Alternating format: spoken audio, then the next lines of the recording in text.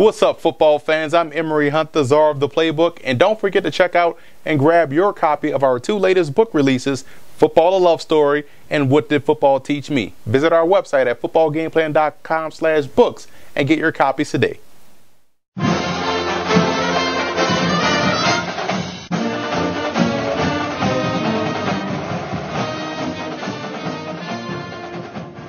Starting with Michigan State in this ball game, you have to close the door behind you. What that means is once you get a lead, put a team away. Right now, Michigan State, while undefeated, has made it interesting each and every week, allowing teams back in the ball game. Some games they've had to come back, but once they get a lead, they have to make sure to finish these games in order to remain undefeated against their hated rival, the Michigan Wolverines. And Connor Cook, the quarterback, has to protect the football. He can't get sloppy in his reads. He can't get sloppy with his mechanics. Otherwise, Michigan will make you pay. You don't want to give the ball back to a ball control offense that'll chew up the TOP.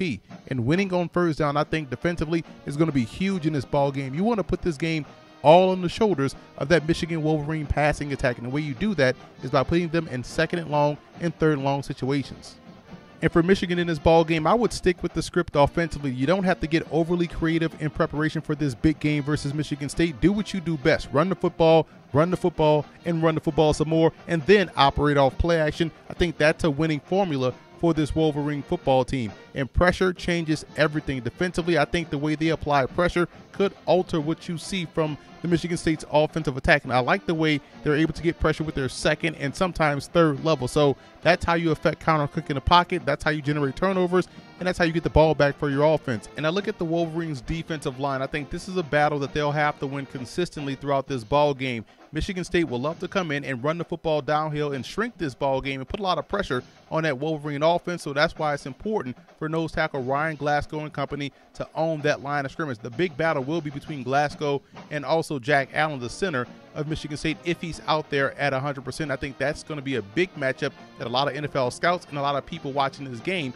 will be keeping an eye on. And the biggest X factor in this game for Michigan State will be the play of their run defense. You look at redshirt junior Mike Backer, Riley Bullough, and what he can do versus this running game of Michigan. If they're able to keep the Wolverines backed up in second and long and third and long situations, like I mentioned earlier, it's a big win for this defense, and that'll help them ultimately win this ball game. But on the flip side, the biggest X factor for the Wolverines will be the play of their passing game. We know Michigan State will come in and load up to try to stop the run and make Jake Rudock beat them throwing the football. Amara Darboh will have to get open. Jake Butt, the tight end, will have to find his way in the open field over the middle of the field. I think if the passing game could get going very early in this matchup, let's say the first quarter, it bodes well for Michigan's chances to win this game because, again, we know they can run the football, but can they throw will be the biggest question.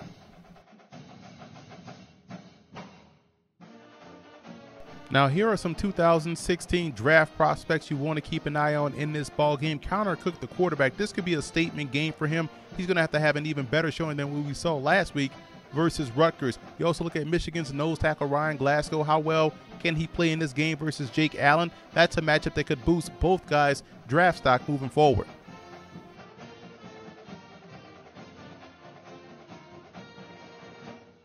Herb Adderley was a tremendous player for Michigan State from 1957 to 1960, and in 59 he led the team in rushing, and in 59 and 60 was the team's leader in pass receptions. He was an All-Big Ten performer, an All-American, and was the first-round pick of the Green Bay Packers in 1961 and went on to a Hall of Fame career as a defensive back. I think a lot of people tend to forget how great Anthony Thomas was for the Michigan Wolverines from 1997 to 2000. He was nicknamed the A-Train, and at the time, he set school rushing records with 4,472 yards in his career and 56 rushing touchdowns.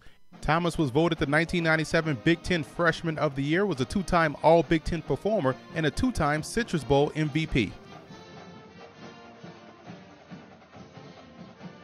I like Michigan in this ball game. I'm a big fan of how they're able to create pressure and apply pressure in a multitude of ways. So keep an eye on strong safety Jabril Peppers. I think he'll play a huge role in the outcome, both in the run defense department and also in the passing game. And right now, Michigan is doing a lot of the basic football things extremely well, blocking your man one-on-one, getting off blocks on the defensive side of the football, making plays in space, all of which I think will help the Wolverines knock the Spartans from the ranks of the unbeatens. And right now, Michigan is not beating themselves, and they won't in this ball game.